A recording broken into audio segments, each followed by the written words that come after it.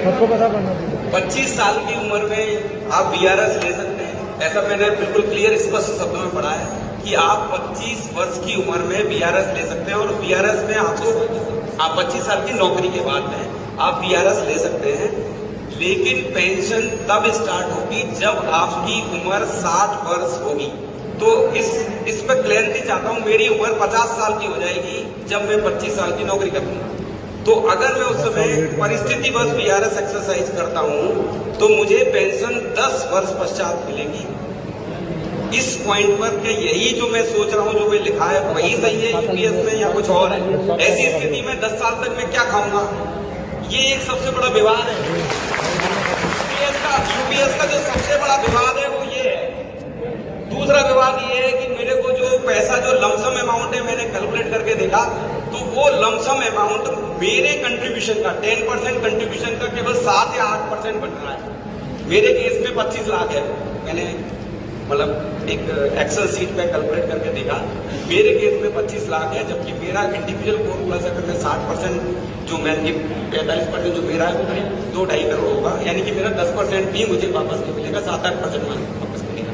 तो अगर ये दो कंपेरिजन, मतलब मुझे जो दो मोटी मोटी बातें लग रही हैं कि अगर ये जो अभी तक की जो ओपीएस थी हमारी, उसमें क्या होता था कि जो कर्मचारी का कंट्रीब्यूशन होता था वो पीएफ में लिया जाता था।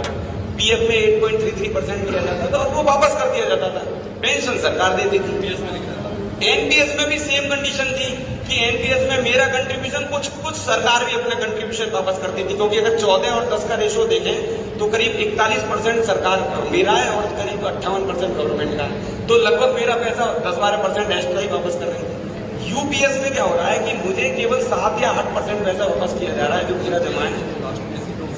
यानी कि ये वाली जो पेंशन है, बेसिकली मैं जहां तक समझ पा रहा हूं कि ये पेंशन मैं खरीद रहा हूं और इसका एक मूल्य चुका रहा हूं। मूल्य चुकाने का मैंने जैसे अपने लिए कैलकुलेट किया तो मैं इसका मूल्य कितना चुका रहा हूं, मैं इसका जो मूल्य करीब 2 करोड़ रुपए चुका रहा हूं। यानी कि 2 करोड़ रुपए मुझे देने पड़ रहे हैं, तब मुझे ये गारंटेड पेंशन स्कीम मिल रही है। हालांकि मैं 2 करोड़ नहीं चुकाऊंगा तो ये निश्चित है कि मेरी पेंशन कम होगी। लेकिन सरकार ने जबरदस्ती हमें इस पशु पेश में डाला है कि मैं कैलकुलेट करने के बाद में 2 पेंशन स्कीमों में से एक चुने।